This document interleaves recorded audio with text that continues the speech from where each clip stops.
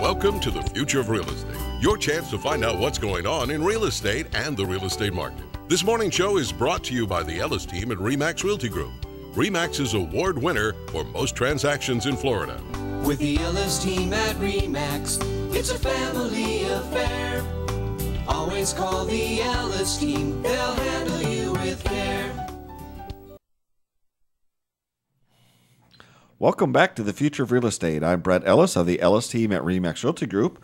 Our website is topagent.com. Our phone number is 239-489-4042. Don't forget, if you want to watch this show or listen to past shows online, you can. Just go to topagent.com and click on the radio show link. By the way, we are simulcasting on 3 radio stations. We're simulcasting on Wink AM 1240 and the Lee County area. That also hits part of Charlotte, Henry, excuse me, a few others. And also on AM 1270 down in the Collier County, which handles Naples, Marco Island, a lot of those areas. And then also FM 92.5 in Southwest Florida. So that's very exciting. But we're also simulcasting in video. So if you hear about us, for the radio listeners, talking about, a graph or just anything in particular and you want to see it, just go to topagent.com and the show is up all week long. So that's kind of a nice feature as well. It's kind of here to serve people in a lot of ways and get out a lot of good information. I thought the first half hour was awesome in terms of what people need to know about short sales and foreclosures. And that's the kind of stuff you don't hear.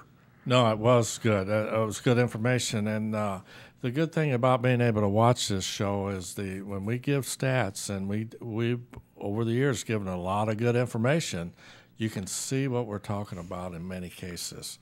And that's very good. You can go back and study it. And that information is good to have.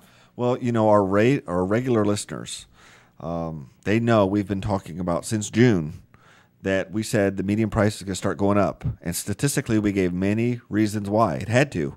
And we saw it coming. Not that the whole market necessarily will be going up, because there's certain segments of the market that can be going down, but that median price had to start going up. And we won't maybe get into all those reasons now unless we have time later.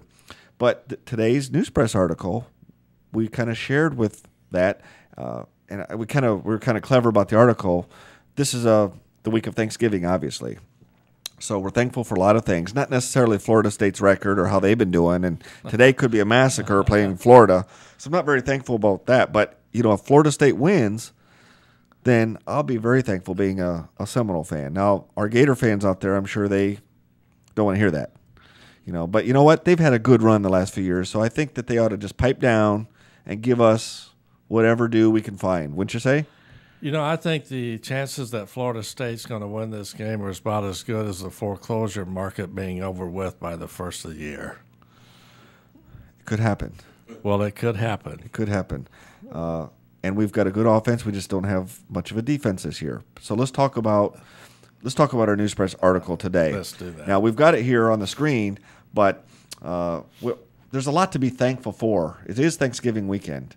And, all year long, you hear all the pundits talk about what's wrong with the market, what's wrong with the economy, what the banks are doing wrong, what the government's doing wrong, what realtors are doing wrong, what buyers are doing wrong, what sellers are doing wrong. And we've participated in that because when we see something wrong, like first half hour, we'll tell you.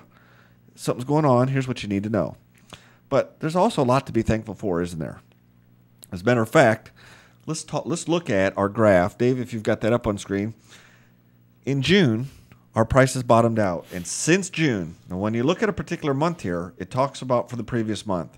So June, we had a certain price point. If you want to know what that price point is, I'll just go ahead and share it with you.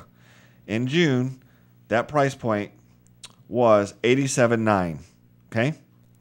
So 87.9 prices bottomed in June. They went up 1.25% from the previous month in July. They went up in August. They went up in September. They went up 2.12% in October.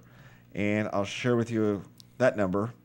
They went from 89.7 to 91.6. That's a 2.12% increase. So that's good news. 4 months in a row now, we're on the positive side. Now look back in January. Prices were down 11.23%. Up 2, down 9, down 3, up 3. So, we've seen some up and down, up and down, up and down. But now we've got 4 straight months of up. And I think, that's a nice trend. Could something happen? I suppose it could. But statistically speaking, I don't think it's going to. I think you're probably going to see these prices going up. Okay? Sales are going up, and there's 4 or 5 different reasons why buyers should be buying right now. Boy, you want to see how much sales are going up while we're on this here. Okay. That's our all-time records. But that's not the one I want to show you. This is a nice chart because it kind of shows what's going on in terms of, if you look at the yellow line up here, our sales now last in 05, look what happened. After October, Wilma hit, and that's about the time our market tanked anyway, okay? So there's our timeline there. But in the other markets, they've kind of smoothed down, but that didn't happen. They're going up. And why could that be? Well, interest rates are low and went lower. Yes, they have. Inventory's good. Inventory is good, but we also had the first-time homebuyer tax credit everyone thought was going to expire November 30th. Now, we were fighting for more, and we actually got more. We got some good news, didn't we? We not only did the first-time homebuyers credit get extended, it's no longer just a first-time homebuyers credit.